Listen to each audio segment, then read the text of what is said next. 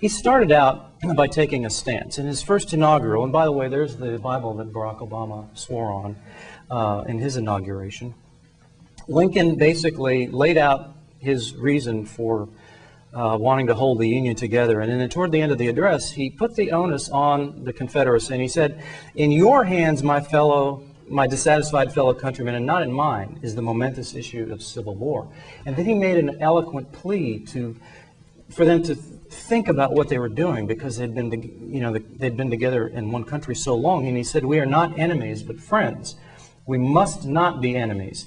Though passions may have strained, it must not break our bonds of affection, and the mystic cords of memory stretching from every battlefield and patriot grave to every living heart and hearthstone all over this broad land will yet swell the chorus of the Union when again touched, as surely they will be, by the better angels of our nature." Very, very eloquent, isn't it?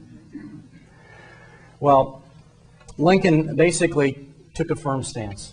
And he said, "I will not recognize the Confederacy. We cannot allow the democratic experiment to fold, because if we allow the minority to rise up and overthrow the majority whenever they want, then democracy is finished." So his plea in his inaugural didn't do much good, and we all know that on April the 12th, the Confederates fired on Fort Sumter, and the next day the Union troops surrendered and the Confederate flag was raised at Fort Sumter, and the Civil War was on. Now, what would you do if you were president in a situation like this? Well, one of the first things that he did, which I think is remarkable, is that he started putting people in his cabinet that were people who had run against him, leading contenders for the Republican nomination of 1860. And he put in, Secretary Seward in the lower right here. William Seward was the Secretary of State. Well, he ran from New York, and he was the guy that everybody thought was going to be president at that convention. He was everybody, Lincoln was nobody's first choice, but he was everybody's second choice. And when Seward couldn't get a majority, everybody kind of started turning to different, and they turned to Lincoln. And now, does that sound familiar? The guy that everybody thought was going to be president, and somebody from Illinois comes out of nowhere to win the election? And then he put Solomon Portland Chase, he made him as Secretary of the Treasury, and Simon Cameron, he made him the Secretary of War. And these were all people who were running against Lincoln for the presidency and for the Republican nomination. And when John Hay, Lincoln's assistant, said, "Why are you doing this?" He said, "All of these people, they thought they should be president. They think they're smarter than you are, and they are going to try to usurp your authority." And you know what Lincoln said to John Hay? He said, "Well, if you can find anyone else who thinks he's smarter than I am, let me know, and I'll put them all in my cabinet where I can keep an eye on them."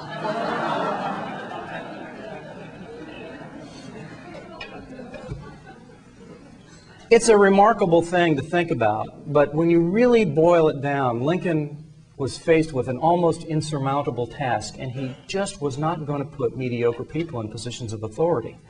And I think this also says something about his security. I mean, I've been in corporate America and in local government for many, on and off for years. And it's amazing how many leaders will surround themselves with yes people who don't want to hear somebody say something negative. Lincoln wasn't that way. He really, in fact, wanted to hear what people said. And tell you a little bit more about how he worked with people that in his cabinet, they found Lincoln to be amazingly decisive, very strong decisively. And I don't mean a guy issuing orders all the time, but a guy willing to make decisions and listen to everybody else. And I heard a story today about Gerald Ford was the same way. He would listen to everybody, and then he would say, "Well, okay, great, I've heard you all. This is what we're going to do now." That's kind of the way Lincoln was. Now, I cannot tell you any stories about what's going to happen with Barack Obama and his new Secretary of State, but I think it might be interesting. I can tell you some stories about what happened with Lincoln and Seward. And now Seward was the man, and he really thought he should be president. I mean, he was going to be president, that was it. So when he becomes Secretary of State, he sends an emissary down to South Carolina to negotiate a peace treaty with the South so that the Confederacy and the Union could coexist. And he didn't tell Lincoln about it.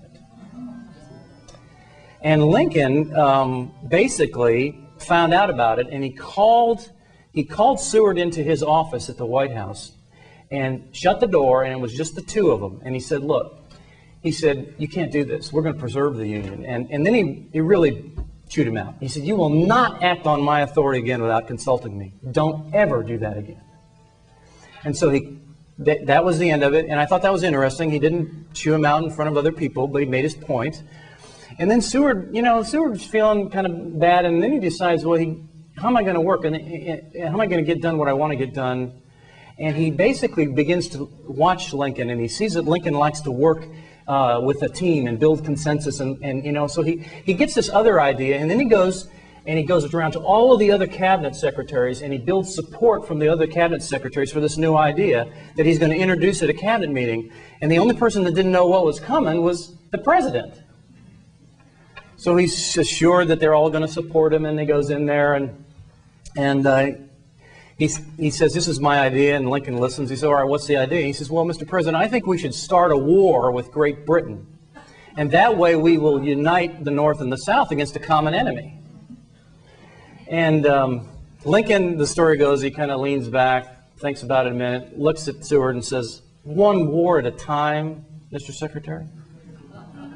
And what do you think all of the other secretaries in the room said? They didn't say anything. They basically left Seward out there to kind of dangle, And, okay, so now you have your right-hand man, put yourself in the position of these two people. Seward is the Secretary of State, and you're Seward, and now you've been chewed out in private by the president and embarrassed by the president in front of your colleagues.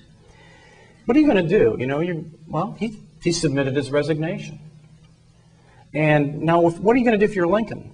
Lincoln, basically, you got your right-hand man who is going around behind your back trying to usurp your authority, and then he's also working behind his back with the other members of your team.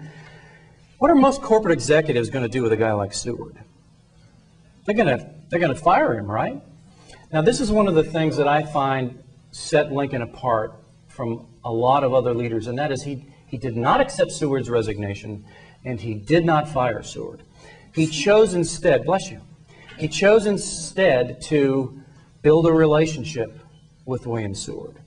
And over the next 6 months, he would take these long carriage rides with Seward, invite him to go with him out to talk to the troops out in Virginia when they were coming down for their training. And he would go to lunch with them and go to dinner, and they would get to know each other. And he built a relationship with Seward. And he told John Hay, he says, if I can just get Seward to come over to our side, I'll never have to worry about the State Department again.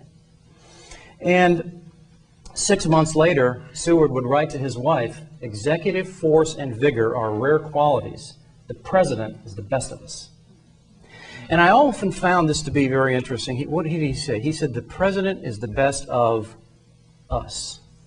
It wasn't about you or me. It was about the country. It was about us doing the best job for the country. And Seward later became Lincoln's strongest supporter and best friend for the rest of the presidency. So I ask you the question, was it worth it to take the time to build that relationship for 6 months? And how many leaders would have really done that?